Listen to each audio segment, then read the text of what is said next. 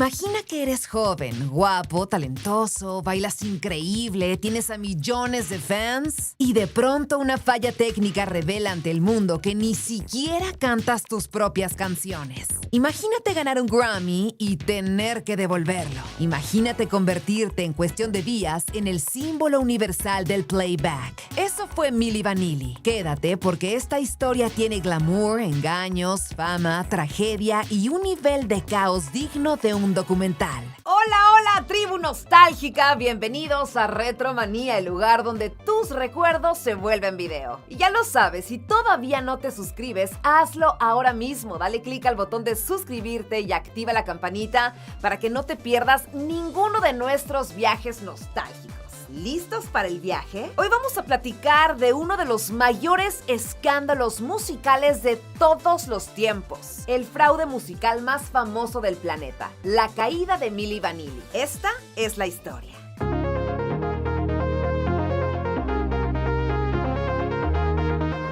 El principio del engaño. Y para entender pues cómo nació este escándalo, tenemos que volver a finales de los años 80, cuando pues la música pop estaba justamente explotando en colores neón, esos looks extravagantes, los bailarines y un hambre enorme por nuevos ídolos internacionales. Y ahí es donde aparecen dos chicos. Rolf Pilatus, alemán, modelo, bailarín increíblemente carismático, y Faf Morvan, un francés músico, bailarín con una presencia escénica espectacular. Ellos se conocen en un club nocturno en Múnich, bailaban, modelaban, cantaban un poco y sobre todo tenían pues ese look ochentero perfecto. Las trenzas largas estilo boho, ropa con hombros pronunciados, esos pantalones ajustados, los croc tops, las chamarras de cuero, completamente listos para MTV. ¿Tú te acuerdas de algún artista de esa época con un look que te impactara? Platíquenme cuál era su favorito, tribu nostálgica. Entra en escena el villano, Frank Farian, y aquí es donde la historia da un giro inesperado.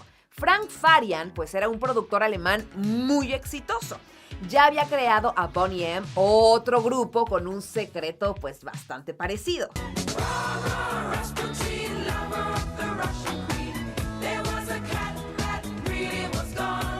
Los cantantes que veías no eran realmente lo que uno escuchaba. Cuando vio a Rolf y a Faf, pensó, estos dos tienen todo menos la voz que necesito. Ellos querían cantar, ellos creían que iban a ser pues un dúo real. Pero Frank les propuso otra cosa, usar sus caras, sus cuerpos, su estilo, su baile, pero no su voz. Las canciones ya estaban grabadas por cantantes de estudio. Lo único que necesitaban era un par de estrellas frente al público. Y aquí está la parte más triste. Rob y Fab aceptaron pues porque estaban quebradísimos de dinero, debían la renta, no tenían trabajo, vivían prácticamente en un solo cuarto. Esa firma con Farian era su boleto al éxito. Girl, You Know It's True y el ascenso meteórico. En 1988 lanzan su primer gran hit, Girl, You Know It's True. Girl, you know it's true.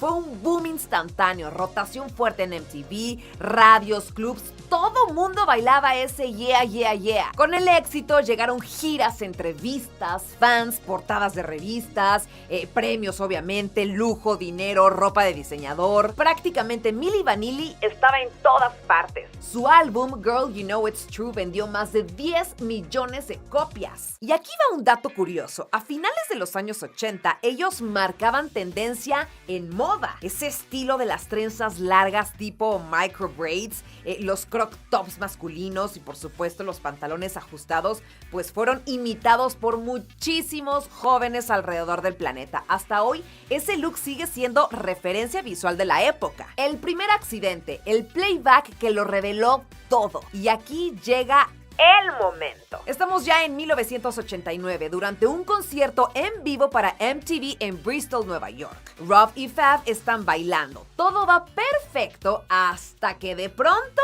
Girl, You Know It's, Girl, You Know It's, Girl, You Know It's, la pista se traba, se repite en loop. Girl, you know it's, girl, you know it's, girl, you know it's, girl, you know it's, girl, you know it's, girl, you know it's, girl, you know it's, girl, you know. miles de fans obviamente se voltean a ver súper confundidos. Entonces, Rob entra en pánico y sale corriendo del escenario. Así, literal se fue. Fab, como pudo, intentó seguir bailando y mantener la calma, pero pues sí, el daño ya estaba hecho. Ese momento se convirtió en uno de los videos más reproducidos, comentados y burlados de finales de los años 80. Fue el primer gran agujero en la mentira. ¿Tú te acuerdas de algún artista que haya tenido un fail en vivo? Platícamelo en los comentarios. Aún así, ganan un Grammy. Milli Vanilli. Y aquí viene lo más increíble. A pesar del escándalo de ese playback, en 1990 ganaron el Grammy a Mejor Artista Nuevo. El mayor honor para un artista. Obviamente los fans estaban felices, pero muchos dentro de la industria pues sospechaban algo. ¿Cómo era posible que un dúo que jamás había cantado en vivo realmente fuera tan perfecto? Y mientras tanto, Rob y Fab pues vivían en una dualidad. Eran famosos, pero sí sabían que todo se podía derrumbar en cualquier momento. La caída definitiva. Un día de noviembre de 1990, Frank Farian, el productor, pues explotó la bomba. Confesó públicamente que Rob y Fab no cantaban. Obviamente lo dijo para proteger su propia reputación, pero lo hizo destruyendo por completo la de ellos. Y después de eso, pues el Grammy les fue retirado. Las ventas, pues obviamente se congelaron. Las tiendas devolvieron discos. La prensa, por supuesto, que los ridiculizó. MTV dejó de programarlos. Y los fans, pues claro, se sintieron completamente traicionados. Fue una caída brutal, de un día para otro. A ver, tú imagínate ser los más famosos del mundo y al día siguiente convertirte en la burla de toda una generación. A ver, tribu nostálgica, si te está gustando este viaje retro, suscríbete al canal y activa la campanita ahora mismo. Recuerda que cada semana te traigo un episodio lleno de música, historia y por supuesto muchísima nostalgia. No te pierdas lo que viene. Rob y Fab intentan redimirse. Después de todo ese caos, Rob y Fab querían probar algo, que sí podían cantar. Grabaron un nuevo disco, esta vez usando sus propias voces, pero nadie lo compró. Obviamente, pues nadie les creyó. Together we're one, separated we're two. To make it all mine is my desire. Oh, you know it's true.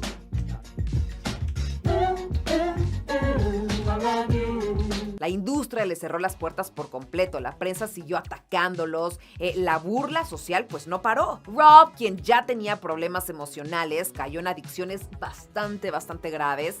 En 1998 murió pues precisamente de una sobredosis accidental. Last Friday, he was found dead in a Frankfurt hotel room after taking what reports say was a lethal combination of pills and alcohol. I am feeling tremendous pain and sorrow upon hearing the news of my friend and brother Rob. Fab, por otro lado, siguió su camino como DJ, como músico independiente y motivador, intentando pues de alguna forma limpiar su nombre. El impacto cultural, la herida que dejó Milli Vanilli. El escándalo fue tan grande que cambió la industria para siempre. Y desde entonces los artistas en vivo tienen protocolos mucho más estrictos. MTV comenzó a exigir presentaciones auténticas. Los Grammy, por supuesto, nunca han devuelto otro premio desde entonces. Se abrió un debate mundial sobre la autenticidad en el pop. Y curiosamente, este caso marcó la profesionalización del playback. Hoy muchos artistas lo usan en eventos donde el baile extremo hace imposible cantar al 100%, pero lo hacen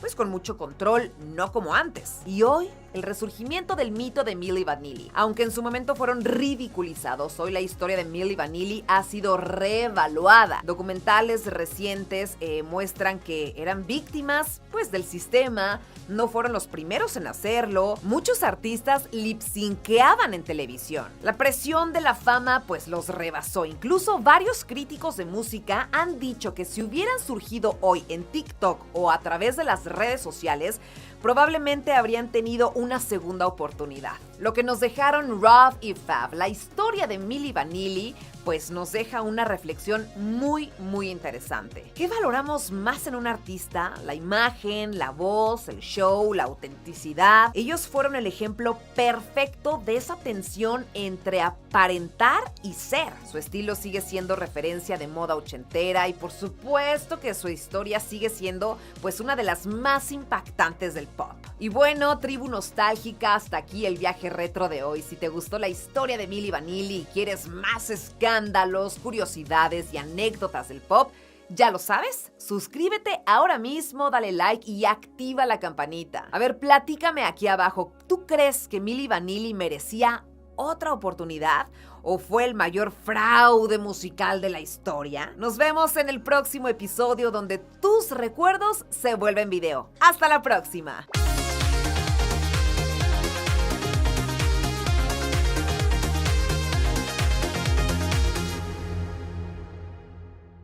¿Sabías que una de las caricaturas más famosas de los 80 se creó originalmente para vender juguetes, pero terminó siendo tan popular que hoy tiene su propio Día Mundial de celebración? ¿O que una caricatura de 1983 inspiró indirectamente a varios videojuegos mexicanos piratas de finales de esa década? Quédate porque te voy a contar datos que ni te imaginabas. Hola, tribu nostálgica, bienvenidos a Retromanía, el lugar donde tus recuerdos se vuelven video. Y si aún no te has suscrito, hazlo ahora mismo, ya lo sabes, dale clic al botón de suscribirte y activa la campanita para que no te pierdas ninguno de nuestros viajes semanales. ¿Listos para el viaje? Hoy vamos a hablar de un tema que nos prende la nostalgia en automático, las caricaturas que marcaron la década de los 80s.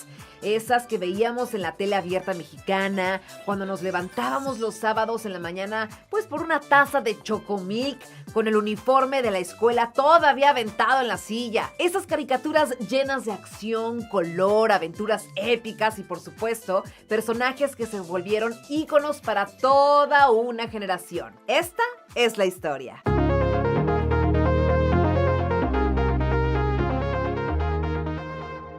La era dorada de la televisión infantil. Los años 80 fueron especiales para la animación. Recordemos que las televisoras encontraron la fórmula perfecta. Caricaturas y juguetes. Un negociazo. Y México fue parte de ese boom. Televisa, Imevisión, lo que después sería TV Azteca, y canales locales pues transmitían horas y horas de caricaturas que venían justamente de Estados Unidos, Japón y de Europa. Y en esa época no existía streaming o por supuesto no era Netflix ni YouTube Kids, así que veíamos lo que la tele nos daba.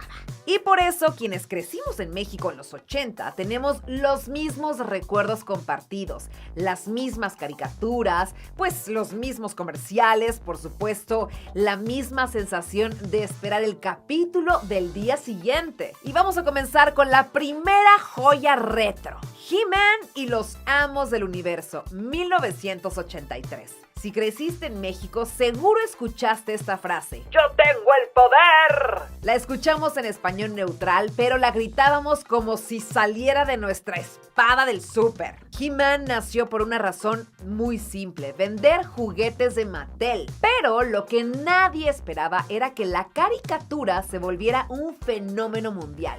Era tan popular en México que varios tianguis de la época vendían figuras, por supuesto pirata, que muchos tuvimos sin saberlo. Dato curioso, el personaje Orco, el maguito azul que flotaba, fue creado para facilitar la animación. Como no tenía piernas, ahorrar animación hacía más barato producir la serie. A ver, les pregunto, tribu nostálgica, ¿alguna vez tuvieron un muñeco pirata de He-Man o de Skeletor? Cuéntamelo en los comentarios. Thundercats, 1985. Esta es una de esas caricaturas que todo México recuerda. Fue inspirada en samuráis, mitología y por supuesto cómics. Y aunque muchos creen que es japonesa, en realidad la animación se hacía en Japón, pero toda la producción era estadounidense. Thundercats!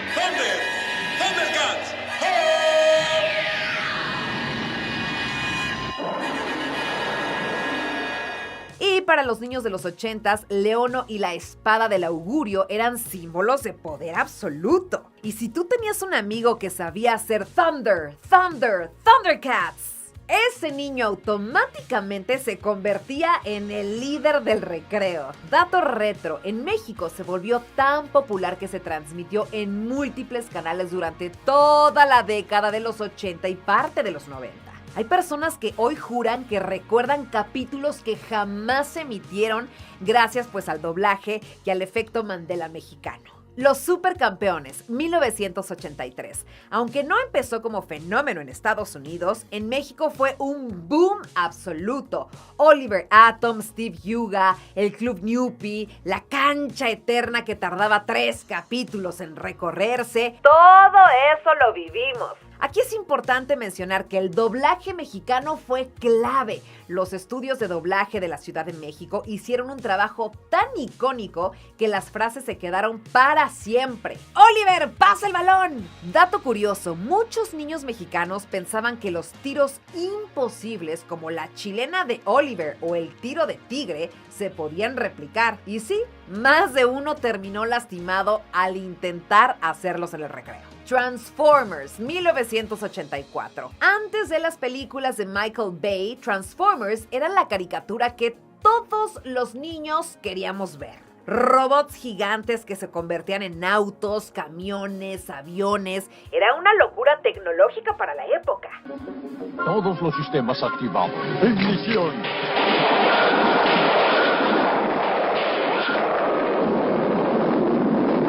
En México entró por televisión abierta y rápidamente se convirtió en un éxito, sobre todo por su doblaje y por los juguetes que llegaban, pues sí, a tiendas como Aurrera y Gigante. Dato nostálgico, Optimus Prime en español latino tiene una de las voces más queridas del doblaje mexicano. Su voz se convirtió en un símbolo de autoridad moral y heroísmo. Si tú también alguna vez trataste de transformar un carrito pirata del tianguis y lo rompiste, comenta yo para no sentirme sola. Mazinger Z, 1972, pero fenómeno en México en los 80. Aunque Mazinger Z es de los 70, en México explotó en los 80. Fue el primer anime que puso de moda el concepto de mechas, esos robots gigantes piloteados por humanos. Y aquí viene un dato muy mexicano. La canción de Mazinger Z en español fue un éxito por sí misma, tanto que incluso se vendían cassettes piratas en los mercados, por supuesto junto con las caricaturas grabadas en Betamax o VHS. Dato de culto, en Japón la caricatura era considerada oscura, pero en México la vendían como un programa totalmente infantil, aunque salían robots con pechos láser, cosas de la época. Las Tortugas Ninja, 1987. Aquí sí hablamos de un fenómeno mundial. Leonardo, Miguel Ángel, Rafael y Donatello se convirtieron en héroes internacionales. En México, la caricatura llegó acompañada de juguetes, pero loncheras, pero mochilas, esas figuritas del súper y hasta gelatinas temáticas en todas las fiestas infantiles. Miren esta parte, amigos. Aquí es donde Godzilla aplasta a ese simio. Sí, lo sé. Solamente lo he visto 12 veces. Silencio, muchachos. Un dato brutal. La caricatura se creó después de los cómics, que originalmente eran mucho más violentos y oscuros. Pero en la televisión de los 80 los convirtieron en héroes divertidos y esos comelones de pizza. Y sí, México también tuvo su invasión de piratería. Todos recordamos esas tortugas con colores rarísimos que vendían en puestos afuera de las escuelas. Los ositos cariñositos, 1985. No todo eran golpes, explosiones y robots. Los 80 también tenían ese lado tierno que llenó de arcoíris las pantallas mexicanas. Los Care Bears, u ositos cariñositos, eran tan queridos porque pues representaban valores positivos en una época donde la televisión todavía se consideraba una guía educativa. Y aquí va otro dato nostálgico. En México se vendían miles de productos inspirados en ellos, desde cuadernos escribe hasta cobijas San Marcos con estampados de ositos, muy al estilo mexicano, por supuesto. She-Ra, 1985, el spin-off femenino de He-Man, no solo fue exitoso, fue revolucionario. She-Ra se convirtió en la primera heroína masiva que muchas niñas mexicanas tuvimos como referencia. You may have defeated us, but you'll never see this child again.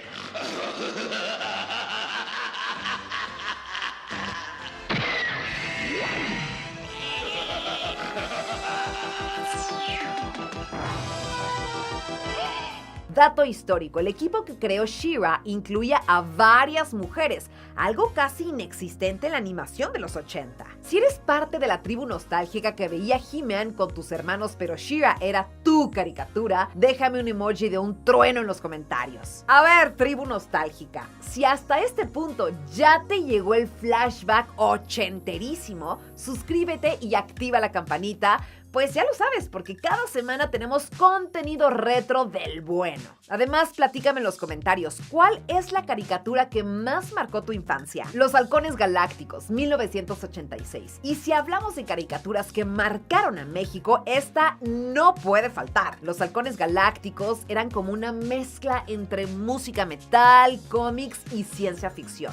Para muchos, su intro es uno de los mejores de toda la década. Dato curioso mexicano. Hubo una generación completa que creció creyendo que Vaquero Galáctico era un superhéroe nacional. Dato técnico, aunque la caricatura se hacía en Estados Unidos, gran parte de esta animación se enviaba a Japón, lo que explica pues esa estética tan diferente. Inspector Gadget, 1993. Otra joya de los 80. Gadget era torpe pero encantador y Penny, su sobrina, era la verdadera heroína. Realmente no comprendo por qué tengo que ver al doctor, Penny.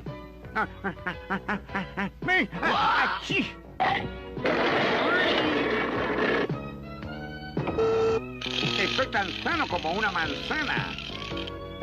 Pero Gadget, entiende que no estás bien.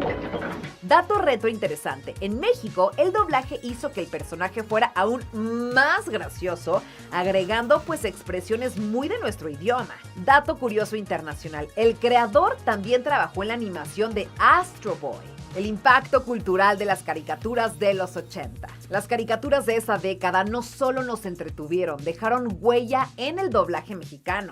Se volvió, por supuesto, un referente mundial. La industria del juguete. Muchas marcas sí sobrevivieron gracias a estas caricaturas. La cultura pop mexicana.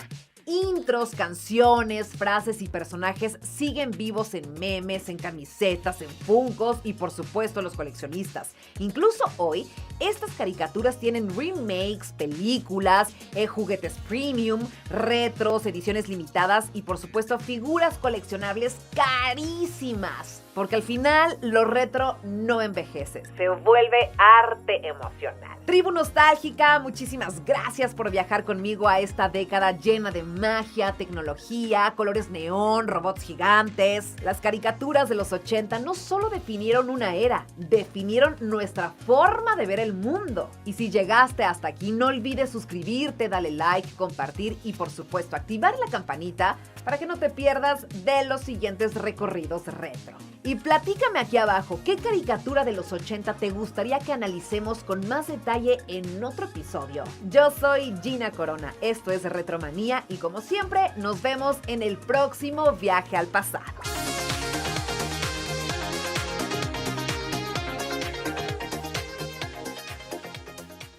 ¿Recuerdas ese día en el que el mundo se detuvo para ver a la música salvar vidas? Un concierto que unió continentes, millones de corazones y a las estrellas más grandes de los 80 en un solo escenario. ¿Fue realmente el concierto más grande de todos los tiempos? ¿Qué secretos, caos y momentos inesperados marcaron esas 16 horas de historia? Hoy en Retromanía revelamos lo que no viste, lo que sí pasó y por qué Live Aid cambió la cultura pop para siempre. Prepárate porque este episodio viene épico. Hola, tribu nostálgica. Bienvenidos a Retromanía, el lugar donde tus recuerdos se vuelven video. Y si aún no te has suscrito, hazlo ahora mismo. Dale clic al botón de suscribirte y activa la campanita para que no te pierdas ninguno de nuestros viajes nostálgicos. ¿Listos para el viaje? Hoy vamos a hablar de un día que cambió la historia de la música para siempre. Un día que unió a cientos de artistas,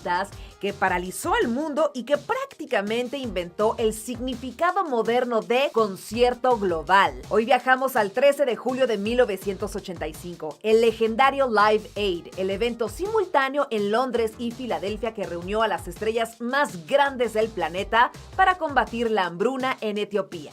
Y que terminó dejando momentos que todavía hoy se consideran los más icónicos de la música moderna. Esta es la historia.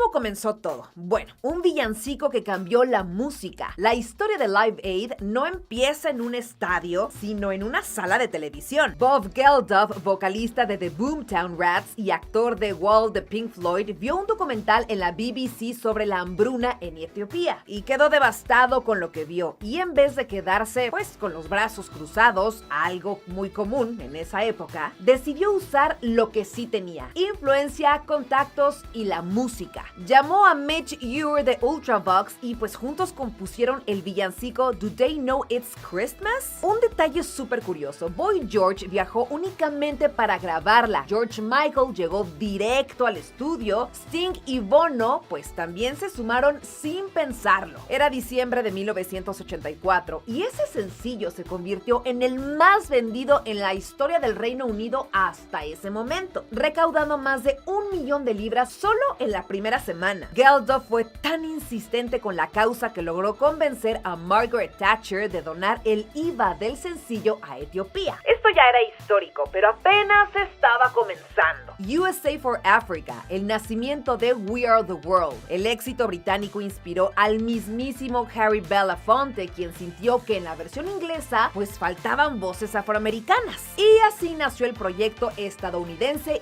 USA for Africa con Lionel Richie y Michael Jackson, pues componiendo este gran tema We Are the World. We are the world. We are the world. We are the children. Yes, sir. We are the ones that make a brighter day. So let's start giving. There's a choice we're making. En esa sala estaban todos: Diana Ross, Stevie Wonder, Tina Turner, Bruce Springsteen, Billy Joel, Cyndi Lauper, Kenny Rogers, Ray Charles, más de 45 artistas. We Are the World se convirtió pues en uno de los sencillos más vendidos de toda la historia. Nadie sabía que aquello era solo la antesala del concierto más grande que la humanidad había visto. Live Aid, el plan imposible. Bob Geldof pensó: si un villancico ya cambió la historia, ¿qué pasaría con un concierto global? Y sí, se aventó este tiro. El 13 de julio de 1985, en 2 continentes, se realizó Live Aid, Estadio Wembley, Londres, con 72,000 personas. John F. Kennedy Stadium en Filadelfia con 89,000 personas. Y lo que lo hizo verdaderamente legendario fue esto: se transmitió a 169 países, 16 satélites conectados, casi 2,000 millones de televidentes, el 40% de la población mundial, 20 horas de música continua. Era la primera vez que el mundo estaba realmente conectado, pues por un evento de entretenimiento. Y para México, por supuesto que esto también fue histórico. Televisa transmitió fragmentos y en muchísimos hogares fue la primera vez que se veía un concierto así, global, inmenso y lleno de estrellas. A ver, para quienes crecieron en los 80 y 90 en México, Live Aid, si recuerdan, se convirtió en una referencia cultural instantánea. Wembley, el escenario de los dioses del rock. A las 12 del día, con Carlos y Diana presidiendo, comenzó el concierto en Londres. Los primeros acordes fueron de Status Quo con Rockin' All Over the World, una señal clarísima de lo que ese día iba a representar. En Wembley desfilaron David Bowie, Sting, estuvo por ahí U2, The Who, Elton John, Paul McCartney, Queen, por supuesto, Phil Collins, Ultravox, Band du Ballet, pero aunque todos dieron realmente grandes presentaciones, hubo una que redefinió lo que es tocar en vivo. Queen, los 20 minutos que los inmortalizaron. A las 6:41 p.m. Freddie Mercury salió al escenario. Llevaba pues esos jeans clásicos, su tank blanca, el cinturón negro, ese look que hoy es símbolo global. Y la verdad es que Queen no estaba en su mejor momento como banda. Venían cansados, traían tensiones internas y no estaban girando. Incluso dudaron en aceptar la invitación. Pero ese día todo... Freddie abrió con Bohemian Rhapsody, lanzó con Radio Gaga y encendió a las 72,000 personas que respondían cada palmada, pues como si el estadio fuera un solo organismo. Y después vino el famoso intercambio vocal, "Eyo, eyo". Ese momento es considerado hasta el día de hoy uno de los instantes más épicos en la historia de la música en vivo. Elton John dijo después: "Bastardos, se robaron el show". En broma, obviamente. Live Live Aid hizo algo que parecía imposible completamente. Revivió la carrera de Queen, impulsó el álbum A Kind of Magic y convirtió a Freddie Mercury en un ícono eterno. Antes de continuar, si este viaje retro te está gustando, ya lo sabes, suscríbete a Retromanía y activa la campanita para que no te pierdas los próximos episodios. Y platícame aquí abajo, ¿cuál es tu momento favorito de Live Aid? Queen, U2, Madonna, Collins viajando en Concorde, los leo siempre. U2, el momento que los convirtió en gigantes. Cuando U2 subió al escenario ya eran una banda pues en ascenso, pero no eran la mega banda que conocemos hoy. Comenzaron con Sunday Bloody Sunday y después hicieron algo completamente inesperado. Una versión extendida de Bad que duró 8 minutos.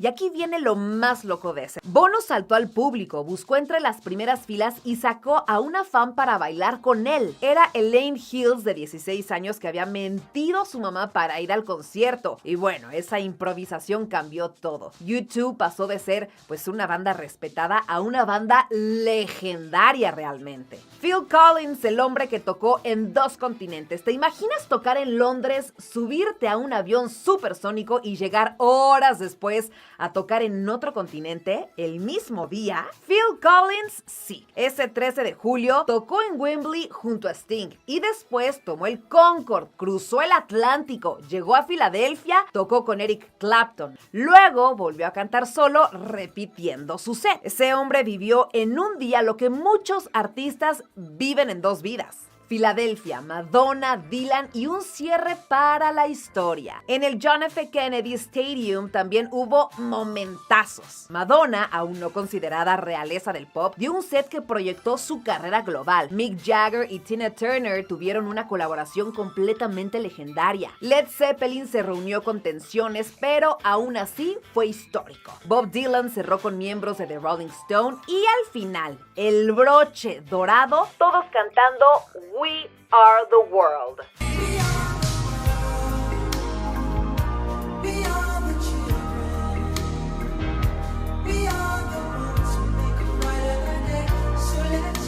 Ese momento es la esencia de lo que fue Live Aid. Unidad, música y esperanza. ¿Cuánto se recaudó realmente? Bueno, pues el evento logró más de 150 millones de libras esterlinas, más de 100 millones de dólares, el 40% del planeta viendo 16 satélites conectados, casi 20 horas de música. Live Aid no salvó el mundo, pero sí salvó miles de vidas, recaudó fondos vitales y también inspiró a una nueva conciencia global. Y fue tan poderoso que hoy celebramos el Día Mundial del Rock en su honor. 20 años después, Live Aid. En 2005, Geldof lo hizo de nuevo. Una serie de conciertos llamada Live Aid. Esta vez para presionar a los líderes del G8 a incrementar la ayuda humanitaria a África.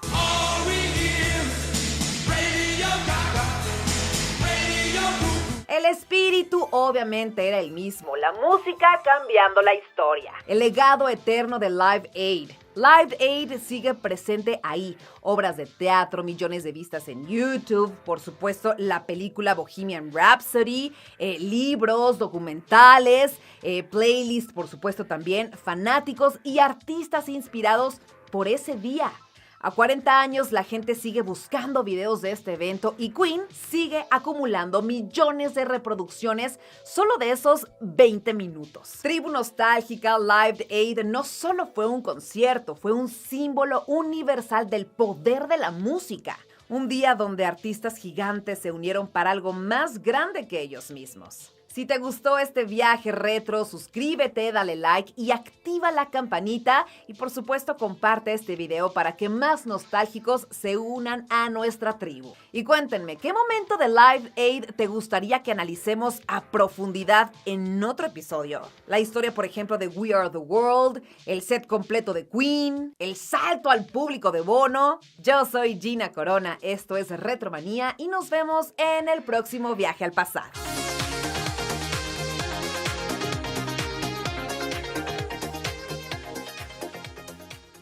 ¿Qué pasaba realmente detrás del brillo? ¿Cómo era el día a día de un niño que trabajaba más que un adulto? ¿Por qué muchos de ellos desaparecieron del ojo público y otros no lograron sobrevivir emocionalmente? Quédate, porque este episodio te va a mostrar una parte de nuestra cultura pop que casi nunca se cuenta, pero que todos deberíamos conocer. Hola, tribu nostálgica, bienvenidos a Retromanía, el lugar donde tus recuerdos se vuelven video. Ya lo sabes, si todavía no te suscribes, hazlo ahora mismo. Dale clic al botón de suscribirte y activa la campanita para que no te pierdas ninguno de nuestros viajes semanales. ¿Listos para el viaje? Hoy vamos a hablar de un tema que, aunque está lleno de nostalgia, también tiene un lado más profundo y menos brillante del que casi nunca se habla. Porque mientras nosotros crecíamos viendo pues a nuestras estrellas infantiles favoritas en la televisión, en el cine o en la música, detrás de cámaras había una realidad mucho más dura, compleja y por supuesto exigente. Desde horarios laborales intensos hasta presiones psicológicas, por supuesto explotación financiera y expectativas imposibles. Todo esto formaba parte del precio de la fama cuando eras un niño de los 80s y 90s. Hoy vamos a abrir esa ventana al pasado para entender, sin morbo pero con claridad, qué había detrás pues de esos rostros sonrientes que marcaron nuestra infancia. Esta es la historia.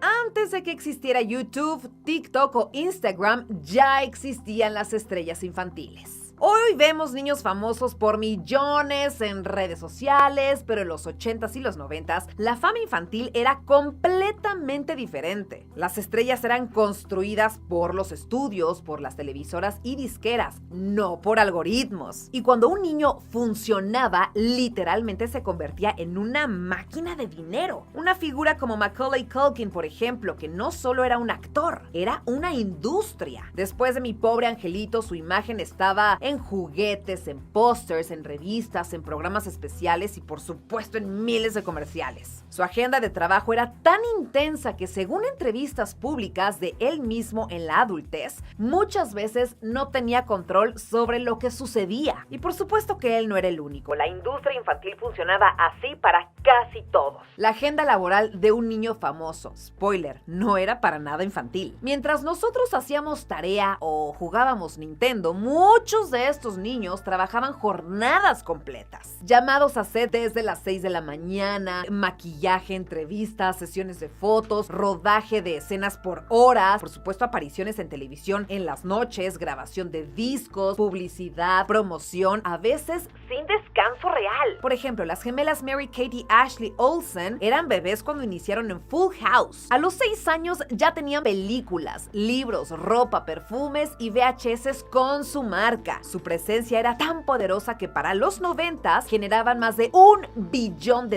anuales en mercancía alrededor del mundo. ¿Te imaginas tener esa presión con apenas 10 años de edad? Muchos de estos artistas han contado, sin señalar culpables, solo describiendo la época, que sentían pues que su vida pertenecía a todos menos a ellos. El lado económico, cuando un niño sostiene a toda una familia o incluso a una empresa. En los 80s y 90s no existían regulaciones actuales sobre manejo de dinero pues para actores infantiles. Aunque sí existía la famosa cuenta Coogan en Estados Unidos, creada después de que Jackie Coogan fuera explotado en los años 30. No siempre se aplicaba de manera sólida. Por eso, casos públicos como Gary Coleman, estrella de blanco y negro, quien ganó millones pero llegó a demandar pues a sus propios padres por mal manejo de fondos. O incluso la disputa mediática alrededor del control financiero de Macaulay Culkin, también por supuesto documentada en los 90. Todo esto comenzó a abrir conversaciones sobre cómo la industria trataba a los menores. Y sin inventar nada ni afirmar acusaciones, lo comprobable es esto: el dinero de los niños famosos no siempre se administraba para ellos. Y eso por supuesto que provocó que algunos terminaran sin ahorros, sin estabilidad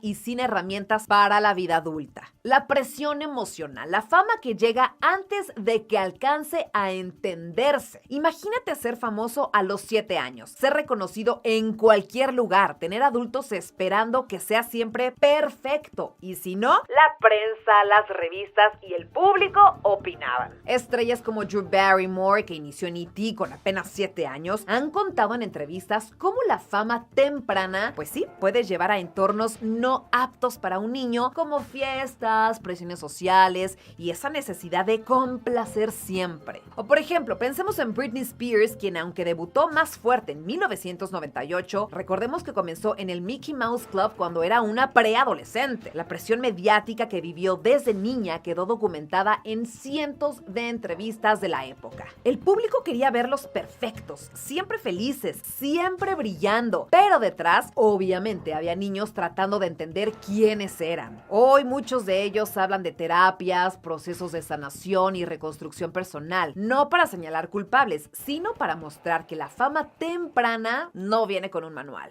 La prensa y los paparazzi, cuando el mundo adulto persigue a un niño. Los 90s fueron la era de oro del amarillismo, especialmente en esas revistas de celebridades. Había portadas que decían cosas como: ¿por qué esta estrella infantil está cansada? ¿Por qué ya no es tan adorable como antes? ¿Quién es su nuevo crush? De niños de 12 años. Hoy suena bastante enfermo, pero en ese entonces era normal. A muchas jóvenes estrellas femeninas se les sexualizaba incluso antes de cumplir 16 años. Eso está documentado en clips de programas antiguos, entrevistas y titulares reales de entrevistas. Y a veces creo que sí vale la pena preguntarnos, ¿era fama o era abuso mediático disfrazado de entretenimiento? El conflicto más grande: crecer. Este fue el problema principal de la fama infantil. Un niño se vuelve famoso por su encanto infantil, pero cuando crece, pues ya no es el que el público esperaba. Ejemplos públicos: Macaulay Culkin decidió alejarse de Hollywood porque simplemente ya no quería esa vida. Las Olsen, tras años de ser un fenómeno, se retiraron para enfocarse en la moda. Varias estrellas de Nickelodeon y Disney en los 90s comentaron justamente la frustración de ser encasillados como niños para toda la vida. ¿Alguna vez te has preguntado qué tan difícil es que el mundo entero te conozca como la versión vieja de ti mismo? Lo que sí ha cambiado hasta el día de hoy. A partir de los 2000, las reglas comenzaron a cambiar. Más supervisión en rodajes, límites estrictos de horas laborales, psicólogos y tutores obligatorios en algunos sets, regulaciones para proteger el dinero de estos menores, mayor conciencia pública sobre la salud mental. Hoy es más difícil que ocurra lo que pasó en los 80s y 90s. ¿Perfecto?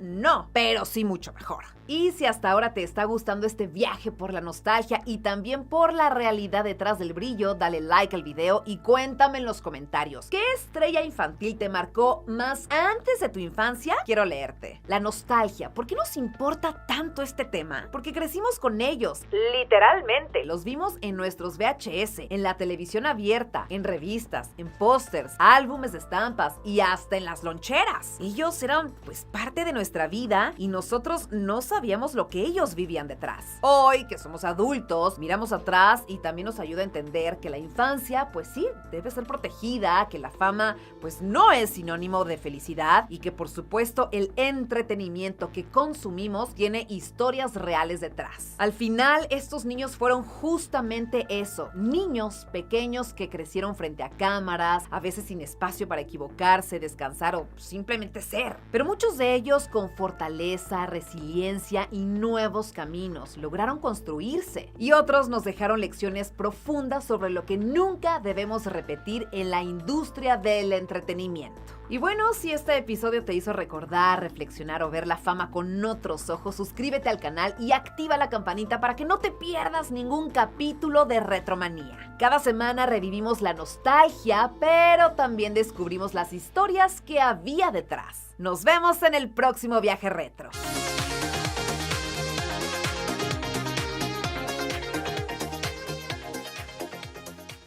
Antes Antes de que sigas, piensa en esto. Si creciste en los 90s o 2000s, seguro hubo un disco que tus papás no querían que escucharas y eso solo lo hacía más tentador. Pero ¿sabías que todo empezó por culpa de una canción de Prince? ¿Sabías que hubo audiencias en el Senado de Estados Unidos para decidir qué música era peligrosa para los jóvenes? ¿Y sabías que muchos artistas usaron el sticker como estrategia de marketing? Quédate porque te cuento todo sobre el origen del Parental Advisory. Hola, hola, tribu nostálgica. Bienvenidos a Retromanía, el lugar donde tus recuerdos se vuelven video. Si aún no te has suscrito, hazlo ahora mismo. Dale clic al botón de suscribirte y activa la campanita, ya lo sabes, para que no te pierdas ninguno de nuestros viajes nostálgicos. ¿Listos para el viaje? Hoy vamos a hablar de un tema que marcó para siempre a la música que amamos. Esa pequeña y famosa calcomanía en blanco y negro que casi parecía un sello de peligro. Sí, el legendario Parental Advisory. ¿Qué lo originó? ¿Quién lo pidió? ¿Qué artistas lo desataron? ¿Y cómo un simple sticker cambió la historia de la música en los 80s, 90s y 2000s? Esta es la historia.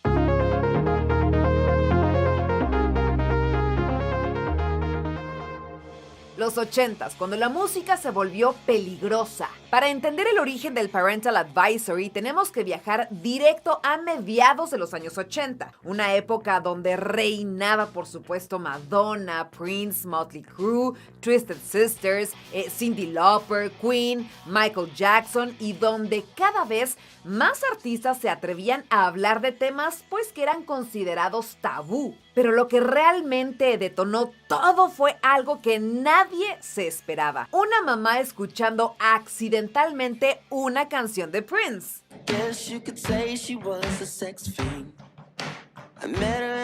Estamos en 1984. La esposa de un senador estadounidense, Tipper Gore, compra el álbum Purple Rain para su hija. Todo iba perfecto hasta que suena Darling Nick, una canción súper explícita sobre sexualidad. Tipper se escandaliza y entonces decide que alguien debe hacer algo. A ver, platícame en los comentarios. ¿Tú recuerdas alguna canción que tus papás te prohibieron en los 90s o en los 2000s? Seguro que sí, porque todos tenemos una. El PMRC, las mamás más poderosas del pop. Tipper Gore se juntó con otras esposas de políticos y también de empresarios influyentes y entonces deciden formar un grupo llamado PMRC, Parents Music Resource Center. ¿Y cuál era su misión? Regular lo que escuchaban los jóvenes. Su objetivo principal, pues forzar a la industria a poner advertencias de contenido explícito en los discos. Y entonces propusieron una lista conocida como The Filthy 15, o sea, los 15 sucios. 15 canciones peligrosas por hablar de sexo, violencias, drogas o lo que ellas consideraban ocultismo.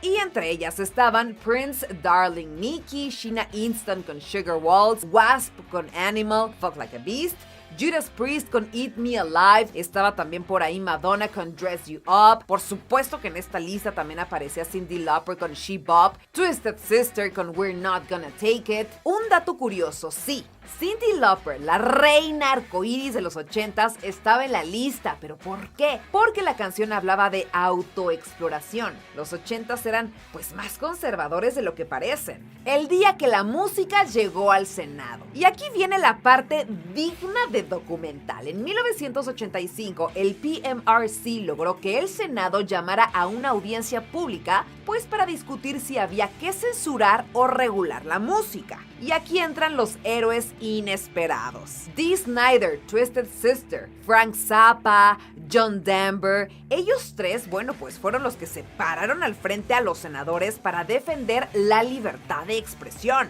Y aquí se vino un momentazo épico. Dee Snider, maquillado, rubio, con esos chinos y ropa de metalero, hablando articulado, calmado y súper inteligente, callando bocas y desarmando todos esos argumentos moralistas. Frank Zappa básicamente dijo que imponer etiquetas era equivalente a quemar libros.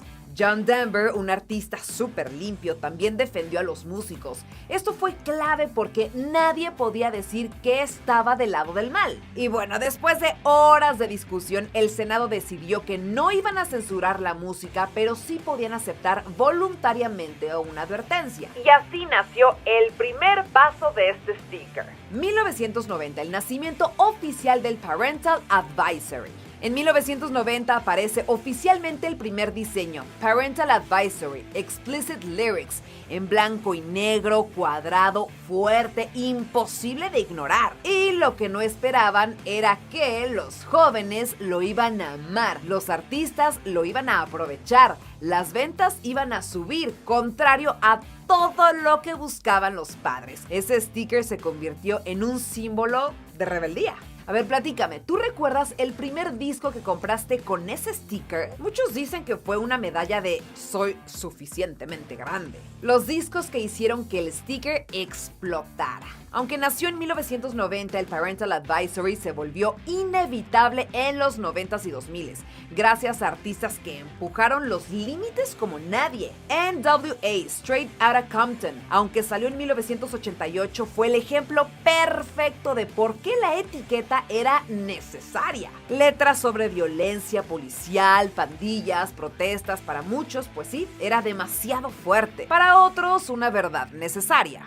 Ice-T y el caso Body Count, la canción Cop Killer, casi causa un conflicto nacional. Policías, políticos, papás, todos exigían censura. Two Live Crew, As Nasty As They Wanna Be. Este fue el primer álbum declarado legalmente obsceno. Sí, literal, un juez lo declaró obsceno. Marilyn Manson. En los 90s, Manson se convirtió en el enemigo público número 1. Sus discos eran prácticamente imposibles de vender sin el sticker gigante, por supuesto. Eminem, The Marshall Mathers, llegó a otro nivel, demandas, protestas, grupos religiosos afuera de tiendas y aún así fue un exitazo mundial. Limp Bizkit, Korn y el auge de nu metal, letras explícitas, enojo juvenil, temas de violencia, ansiedad, sexualidad. El sticker se volvió parte del look del disco. Britney Spears y Christina Aguilera, aunque eran pop, tuvieron momentos en los que las letras o los videos provocativos, pues sí, generaron polémica y debates sobre censura, sexualización y si los jóvenes estaban preparados para esos temas. Vamos a platicar del impacto cultural, de censura a icono pop. Con los años, el sticker dejó de ser visto como un warning y se convirtió en un elemento visual pop. Muchas marcas de ropa lo usaron como un diseño. Streetwear lo convirtió en una estética urbana. Bandas, pues sí, lo imprimían a propósito y aún más grande. Se volvió prácticamente un meme cultural. Y hoy es casi sinónimo de música rebelde. Y aquí va otro dato curioso. Hay artistas que pidieron ponerlo incluso si el disco no tenía letras explícitas, porque ayudaba a vender. Completamente marketing. ¿Funcionó realmente la censura? La respuesta corta, no. La respuesta larga, al contrario. El sticker no evitó que los jóvenes escucharan música explícita. De hecho, aumentó su interés. Y hoy, en la era del streaming, el Parental Advisory sigue existiendo, pero ya no tiene ni la mitad de ese poder. Es mucho más estético que regulatorio. A ver, tribu nostálgica, si hasta aquí te está gustando este viaje retro, suscríbete al canal y activa la campanita. Recuerda que cada semana subo contenido lleno de recuerdos, pero de datos, de historia y mucha música. No te lo pierdas. Los discos más polémicos que llevaron el sticker al extremo. Bueno, pues a finales de los 90s y principios de los 2000s, el sticker vivió su época dorada gracias a discos que no podían existir sin él. Limp Bizkit, Chocolate Starfish and the Hot Dog Flavor Water, una bomba de contenido explícito. Korn, Issues, letras oscuras, videos pesados, esa estética perturbadora. System of a Down, Toxicity, políticamente explosivo, hasta hoy sigue levantando debates. Christina Aguilera, Stripped, sexualidad, empoderamiento y una imagen completamente distinta. Pink, Misunderstood, honestidad brutal sobre las adicciones y conflictos familiares. Daddy Yankee, Tego Calderón, Don Omar, esto a principios de los 2000. El reggaetón viejo también recibió críticas. censura en la radio y presión para advertencias por su contenido sexual.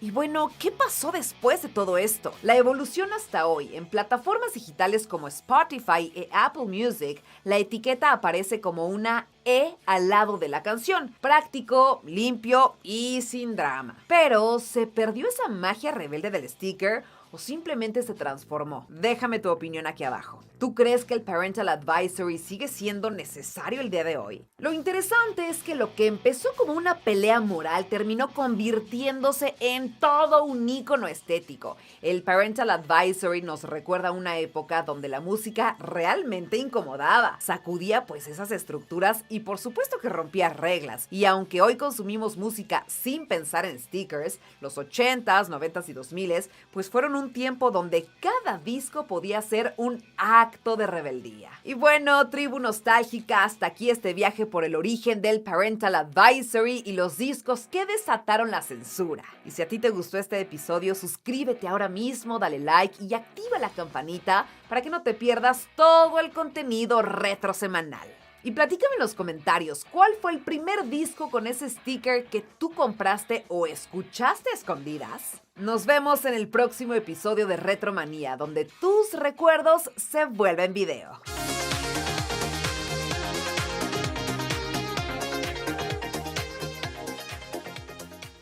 Hubo videos que costaron más que películas completas, que generaron censura, escándalos, pleitos internos, críticas brutales, y aún así quedaron grabados para siempre en la cultura pop. Algunos fueron obras maestras, otros excesos sin sentido, pero todos marcaron una era. Hola, tribu nostálgica, bienvenidos a Retromanía, el lugar donde tus recuerdos se vuelven video. Y ya lo sabes, si aún no te has suscrito, hazlo ahora mismo, dale clic al botón de suscribirte y activa la campanita para que no te pierdas ninguno de nuestros viajes nostálgicos. ¿Listos para el viaje? Hoy vamos a hablar de un tema donde la música dejó de ser solo sonido para convertirse en un espectáculo, ego, arte, exceso y polémica. Porque hubo una época en la que los videos musicales no tenían límites ni presupuestos. Los videos musicales más caros y más problemáticos. Esta es la historia.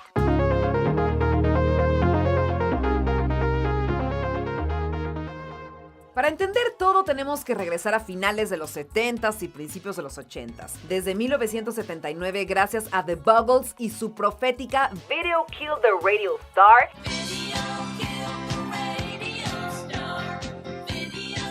el mundo entendió que si no tenías un video, simplemente no existías. Y cuando MTV nació en 1981, el juego cambió para siempre. Ya no bastaba con tener pues una buena canción, había que impactar visualmente, sorprender, provocar y, si se podía, escandalizar. La competencia era brutal, o te adaptabas o te extinguías. Y hubo artistas que se tomaron esto muy pero muy en serio, invirtiendo cantidades absurdas de dinero en videos musicales. Dinero de nivel no trabajo nunca más en mi vida y todavía le dejo herencia a mis bisnietos. Y aquí empieza nuestro conteo. Número 10, Victory, Puff Daddy featuring The Notorious Big y Busta Rhymes, 1997. Arrancamos fuerte con un clásico del hip hop noventero. Victory fue el sencillo promocional del álbum No Way Out, el debut de Puff Daddy. El video es puro exceso, helicópteros, persecuciones, explosiones, estilo mafioso y una vibra cinematográfica total. Todo esto tuvo un costo de $2.7 millones.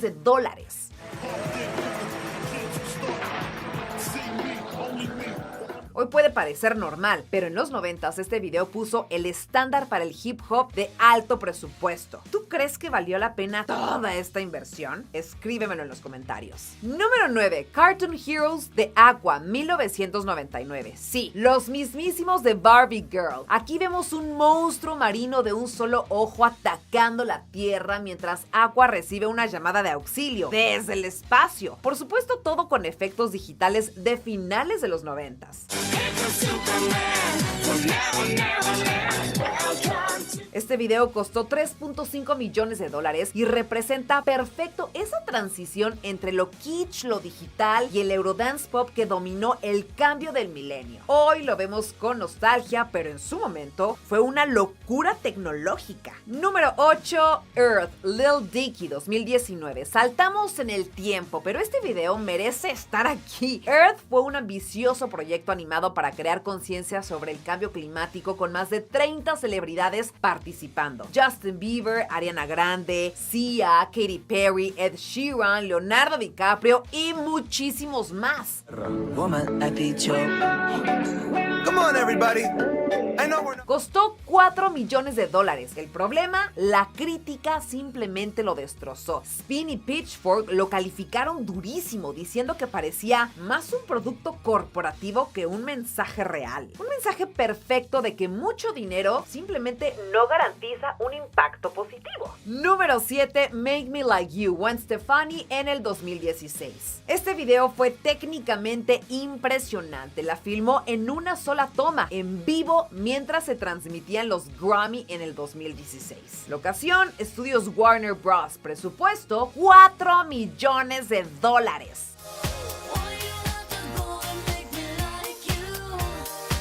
Fue un riesgo enorme, pero también una demostración de cómo los videos musicales ya no solo competían con MTV, sino con eventos globales en tiempo real. A ver, tribu, si te está gustando este viaje por el exceso noventero y 2000ero, suscríbete ahora, activa esa campanita y déjame en los comentarios cuál de estos videos recuerdas haber visto en MTV por primera vez. Nos vamos rápidamente al número 6, Black or White de Michael Jackson en 1991. Michael Jackson entendió el poder del video como nadie. Este video costó 4 millones de dólares y no solo fue caro, fue simplemente histórico. Combina rock, pop y hip hop para enviar un mensaje contra el racismo y la discriminación. La canción llegó al número 1 del Billboard Hot 100 en tiempo récord y se mantuvo ahí durante 7 semanas. Además, contó con la participación de Macaulay Culkin, el niño más famoso del planeta en ese momento. Y el video, que no solo fue caro, fue culturalmente revolucionario. Número 5, Stranger de Guns N' Roses en 1993. Este es básicamente cine rockero. Tercer capítulo de una trilogía junto a Don't Cry y November Rain. Stranger incluyó locaciones gigantes, escenas en el océano, helicópteros y una narrativa emocional súper intensa.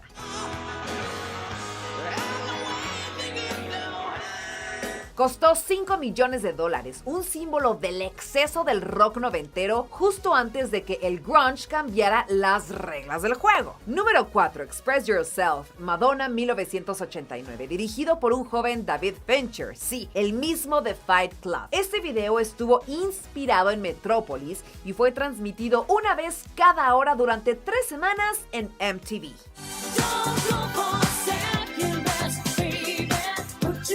Costó 5 millones de dólares. Madonna pues no solo hacía música, construía iconografía visual, moda, pero poder femenino, pero provocación, todo en un solo video. Número 3, Bedtime Story de Madonna en 1995. Surrealismo puro, inspirado en artistas como Leonora Carrington, Remedios Varo y Frida Kahlo, firmado en 35 milímetros con semanas de postproducción por la enorme cantidad de efectos digitales.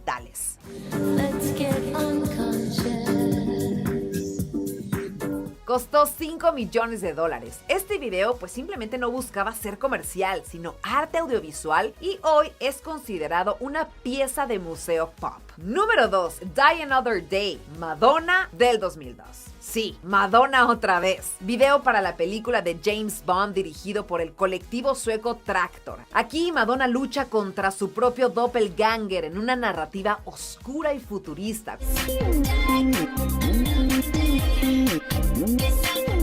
Costó 6.1 millones de dólares. Una combinación perfecta entre cine, música y branding global. Número 1. Scream, Michael y Janet Jackson, 1995. El rey indiscutible. Costo original, 7 millones de dólares, que hoy equivaldrían a casi 12 millones.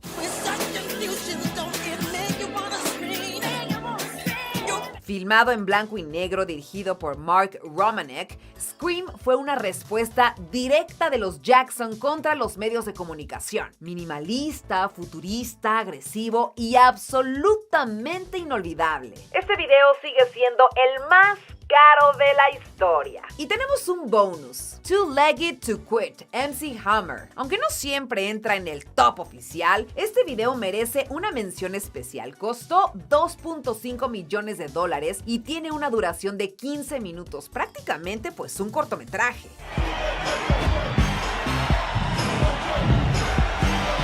Incluye cameos de James Brown, Jim Belushi, Queen Latifah, Eazy-E, Mark y Donnie Wahlberg, entre muchísimos otros. Una cápsula perfecta de la cultura pop de principios de los 90s. El impacto cultural. Bueno, pues estos videos marcaron una época donde MTV era el juez supremo, donde la moda, la narrativa y el escándalo, por supuesto que vendían tanto como la música. Hoy, TikTok y YouTube cambiaron todas esas reglas, pero estos videos siguen siendo referencia obligada. Y ahora sí, tribu nostálgica, ¿cuál de todos estos videos recuerdas haber visto completo por primera vez? ¿Tú crees que hoy valga la pena gastar millones en un video musical? Déjamelo en los comentarios. Y ya lo sabes, suscríbete a Retromanía, activa la campanita y acompáñame cada semana en este viaje directo a los recuerdos que nos formaron. Porque aquí, ya lo sabes, la nostalgia nunca pasa de moda. Hasta la próxima.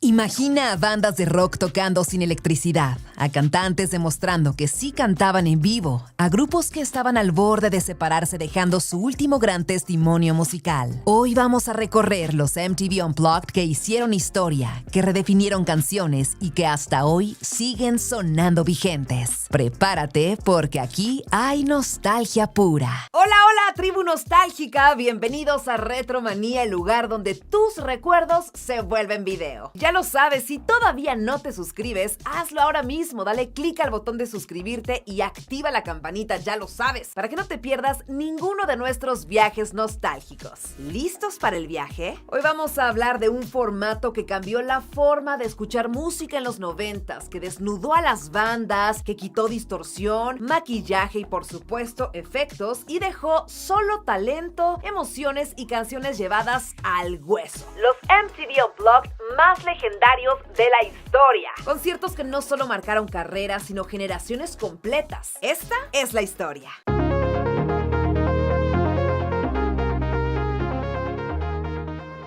¿Qué era MTV Unplugged y por qué fue tan importante? Bueno, pues a finales de los años 80 y principios de los 90, MTV era el epicentro de la cultura juvenil. Si no salías en MTV, prácticamente pues no existías, y justo en ese contexto nació MTV Unplugged, un concepto tan simple como brillante. Artistas tocando versiones acústicas de su repertorio sin grandes escenarios, sin esos efectos exagerados, sin pantallas gigantes, solo música. Y aunque estamos acostumbrados a sessions, tiny desks y acústicos en YouTube, bueno, pues en ese momento eso era revolucionario. Aquí no había playback, aquí no había trampa, aquí el artista se sostenía o se caía. Caifanes, 1994, el orgullo mexicano. Serán los dioses ocultos, o será...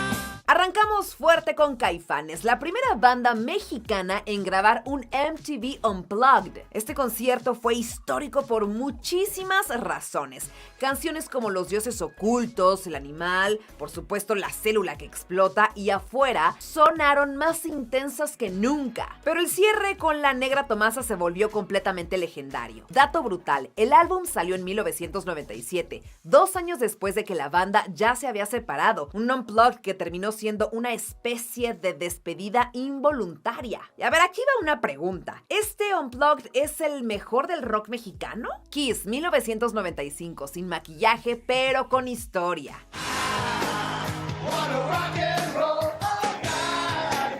Para muchos fue una sorpresa ver a Kiss sentados, sin toda esa pirotecnia, sin plataformas y por supuesto sin maquillaje. MTV exigió que se reunieran con Ace Frehley y Peter Criss, algo que Gene Simmons y Paul Stanley no tenían pues tan claro, pero pasó. Y el resultado fue simplemente mágico. Beth and Nothing to Lose y Rock and Roll All Night sonaron íntimas, casi frágiles. Fue el momento en que Kiss demostró que más allá del show, pues sí, había canciones. Oasis, 1996, el drama hecho unplugged.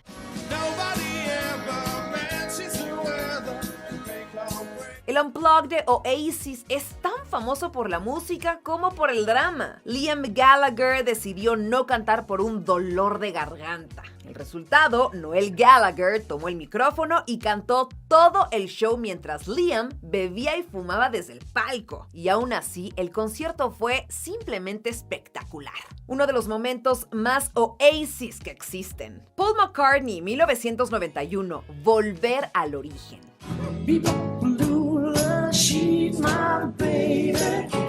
Cuando Paul McCartney aceptó hacer Unplugged, lo hizo en serio. Nada de trucos, nada de arreglos eléctricos. Sonaron canciones, por supuesto, de The Beatles, temas solistas y hasta I Lost My Little Girl, la primera canción que compuso en su vida. Y aquí va un dato hermoso. Este Unplugged ayudó a relanzar su carrera en los 90. Café Tacuba, 1995. Lo latino también se desenchufa.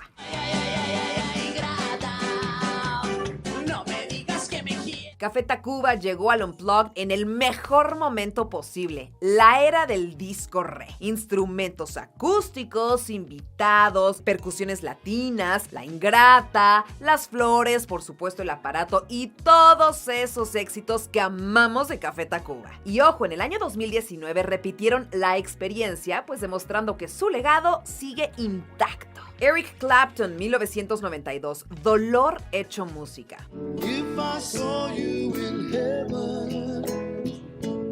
El Unplugged de Eric Clapton no solo es música, es catarsis. Después de perder a su hijo, Clapton grabó versiones definitivas de Tears in Heaven y Laila. Este álbum ganó Grammys y se convirtió en uno de los discos Unplugged más vendidos de toda la historia. Alice in Chains, 1996, Oscuridad pura.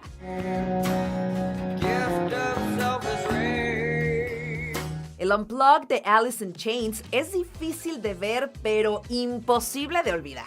Lane Staley estaba pues visiblemente afectado por sus adicciones, pero la banda sonó simplemente perfecta. Rooster, Down in a Hole, Nutshell, un concierto que parece una despedida anunciada. Mariah Carey, 1992, Callando Bocas.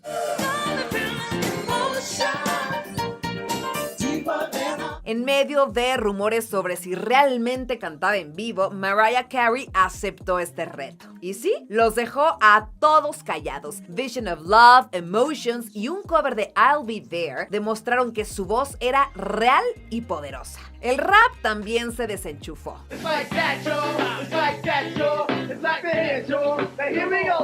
MTV rompió esquemas con Yo Unplugged the Rap, llevando al formato a Tribe Called Quest, De La Soul y LL Cool J. Sí, el rap también podía ser íntimo. Pearl Jam, 1992, crudo y real.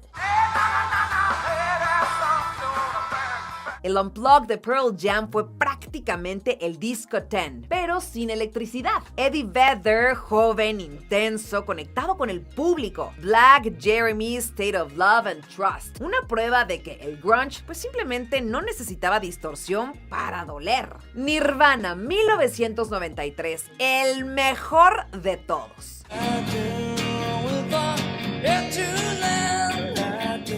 Y sí, el número 1 es Nirvana. El Unplugged de Kurt Cobain es historia pura. Setlist arriesgados, covers oscuros, flores, velas y un ambiente casi fúnebre. The Man Who Sold the World, All Apologies, Come As You Are. Y grabado poco antes de su muerte. Hoy se siente como pues una despedida no planeada. Y si este video te despertó recuerdos, dale like, suscríbete a Retromanía y activa la campanita para que no te pierdas todos los episodios episodios retro cada semana. A ver, ahora platícame, ¿cuál fue tu MTV Unplugged favorito? ¿Tú cuál crees que faltó en esta lista? Los MTV Unplugged no solo fueron conciertos, fueron confesiones musicales, momentos simplemente irrepetibles y una cápsula del tiempo que hoy seguimos disfrutando. Porque aquí en Retromanía los recuerdos no se olvidan, se reviven. ¡Hasta la próxima!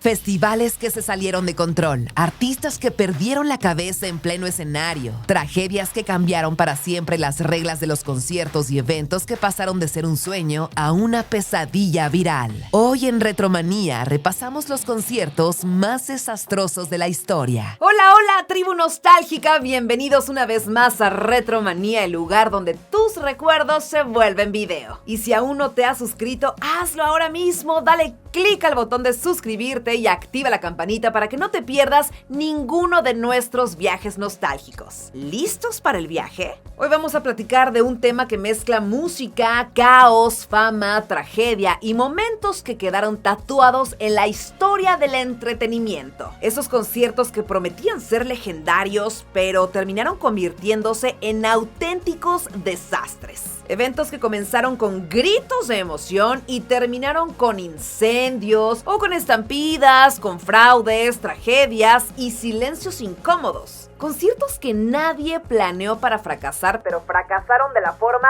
más espectacular posible. Esta es la historia.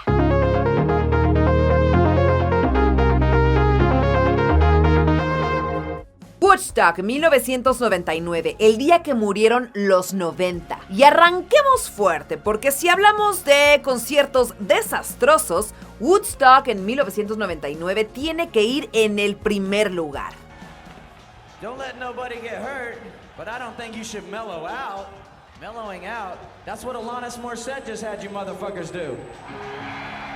Este festival nació como una celebración del aniversario número 30 del Woodstock original de 1969, ese que simbolizaba justamente paz, amor y música. Pero el problema fue querer revivir un espíritu hippie en plena era del MTV, del nu metal y del caos noventero. Durante 4 días, cerca de 400,000 personas se reunieron en Nueva York bajo temperaturas infernales con precios absurdos para el agua y la comida, baños portátiles desbordados y pues sí, una organización completamente rebasada. Y el ambiente se fue calentando literal y emocionalmente y explotó durante presentaciones pues de Limp Bizkit, de Korn y de los Red Hot Chili Peppers. Hubo peleas, hubo saqueos, incendios, por supuesto agresiones sexuales y pues escenarios destruidos. Fred Durst, alentando al público a soltar la furia, fue gasolina directo al fuego. El momento más simbólico fue cuando los Red Hot Chili Peppers tocaron Fire de Jimi Hendrix, mientras el recinto literalmente se incendiaba.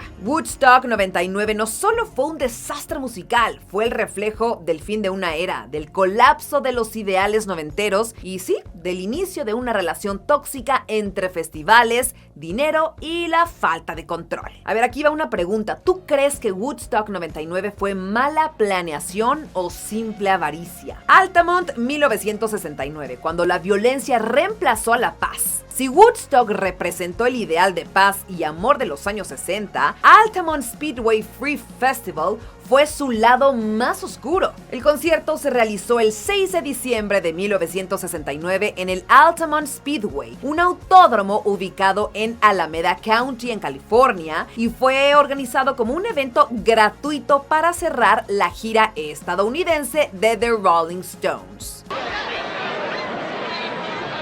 We're splitting, you know, if those cats can't, if you people, we're splitting, man, if those cats don't stop beating everybody up inside. I want them out of the way, man. I don't like you. That guy's got a gun out there and he's shooting at the stage. Yeah, I know it. Hey, there's that guy. He's got a gun. Hey, people, come on, let's be cool. People, please, there's no reason to hassle anybody. Please don't commit it. If you move back and... Sin embargo, la mala planeación fue evidente desde el inicio. El escenario era demasiado bajo, no existían barreras de seguridad y en una decisión histórica y fatal, pues se contrató a los Hell Angels como personal de seguridad, pagándoles con cerveza. El ambiente se tornó, pues sí, rápidamente violento debido al consumo de alcohol y drogas, los empujones y la falta total de control. Durante la actuación principal, un joven que estaba dentro del público sacó un arma y fue apuñalado mortalmente frente al escenario. En total, 4 personas murieron ese día. Altamont quedó marcado como el evento que simbolizó el fin del sueño hippie y dejó claro que los conciertos masivos ya no podían organizarse solo pues con ideales y buena vibra, sino con verdadera responsabilidad y por supuesto seguridad. Guns N' Roses en St. Louis, 1991, cuando Axl Rose perdió el control. Aquí no hubo una tragedia mortal, pero sí uno de los momentos más caóticos y recordados del rock noventero. El incidente ocurrió el 2 de julio de 1991 en el Riverport Amphitheater de St. Louis, Missouri, durante la gira Use Your Illusion de Guns N' Roses, cuando la banda estaba en la cima de su popularidad. En pleno concierto, Axl Rose notó a un fan grabando con una cámara de video, algo que estaba prohibido en ese momento. Y pues lejos de manejarlo tras bambalinas, detuvo el show, encaró al espectador, exigió que le quitaran la cámara y pues al no obtener respuesta inmediata, abandonó el escenario sin terminar la presentación.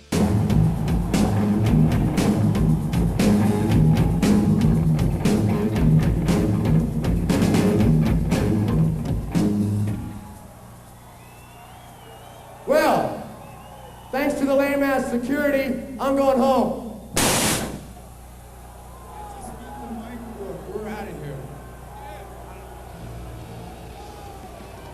Y el resultado fue inmediato. Fans furiosos, disturbios, destrozos dentro y fuera del recinto y decenas de arrestos. Este episodio dañó seriamente la reputación de la banda y reforzó la imagen de Axl Rose como una figura impredecible, dejando una lección clara en la historia de los conciertos. Un ego mal manejado puede arruinar incluso las noches más legendarias del rock. Y si te está gustando este recorrido por el lado oscuro de la música, suscríbete ahora a Retromanía, activa la campanita y déjame en los comentarios cuál de estos conciertos te impacta más. Porque lo que viene todavía está más fuerte. El asesinato de Dimebag Darrell, 2004. Este es uno de los momentos más oscuros y dolorosos en la historia del metal. Durante un concierto de Damage Plan en Ohio, un ex-marine con severos problemas mentales subió al escenario y disparó directamente a Dimebag Darrell. Murieron 6 personas en total. Este evento sacudió a la industria y por supuesto que abrió una conversación urgente sobre seguridad, salud mental y control de accesos en los conciertos. Love Parade 2010, la fiesta electrónica que terminó en tragedia. Lo que debía ser una celebración masiva de la música electrónica se transformó en uno de los peores desastres en la historia de los festivales. El 24 de julio de 2010, la Love Parade se llevó a cabo en Duisburg, Alemania, en un área industrial que no estaba diseñada justamente para recibir a la enorme cantidad de asistentes que pues llegaron a lo largo de ese día.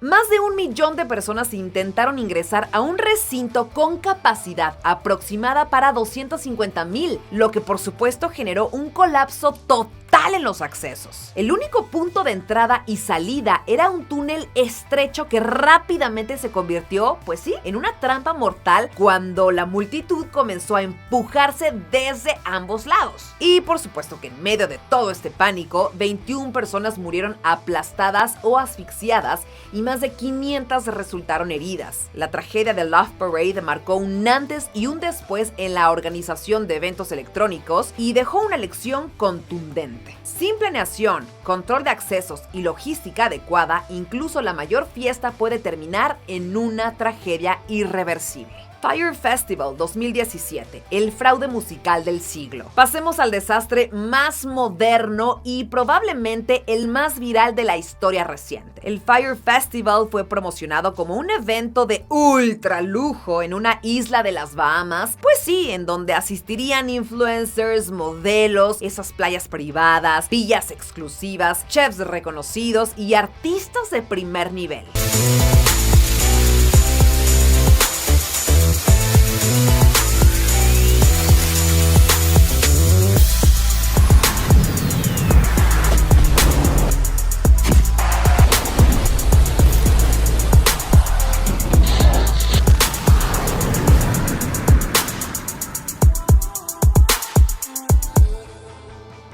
Todo se vendía como el Coachella de los millonarios. Y la realidad fue brutalmente distinta. Los asistentes llegaron y se encontraron con carpas de emergencia tipo refugio, equipaje tirado, sándwiches de pan con queso como comida gourmet y además de todo esto, una infraestructura inexistente. No había escenarios funcionales ni logística básica. Bueno, pues el caos fue tal que el festival tuvo que cancelarse antes de comenzar oficialmente. Detrás del desastre estaba Billy McFarland, quien terminó en prisión tras ser condenado por fraude electrónico, pues sí, admitiendo haber engañado a inversionistas y asistentes con promesas falsas. El Fyre Festival se convirtió en un símbolo cultural de la mentira en redes sociales, del peligro del marketing vacío y de cómo la apariencia puede vender sueños hasta que la realidad los destruye por completo. Mariah Carey en el año 2016, cuando la técnica falló. En Times Square, millones de personas viendo y todo salió mal. Problemas de audio, pistas desfasadas, monitoreo inexistente y una Mariah visiblemente frustrada que pues terminó abandonando el escenario.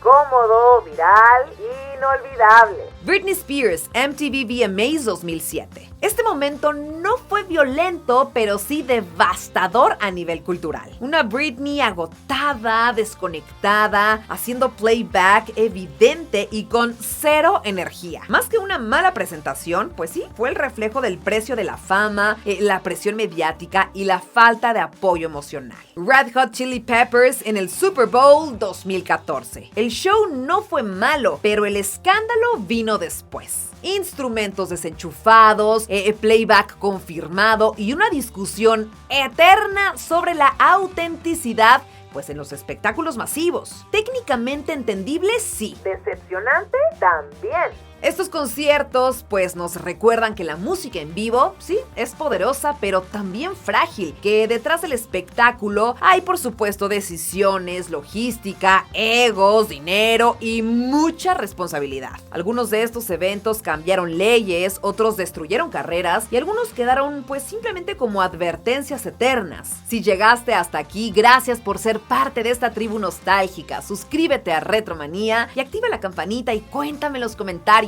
¿cuál de estos conciertos te impactó más? ¿Tú viviste alguno en persona o recuerdas haberlo visto en las noticias? Yo soy Gina Corona y nos vemos en el próximo viaje al pasado, porque aquí en Retromanía la historia nunca deja de sonar.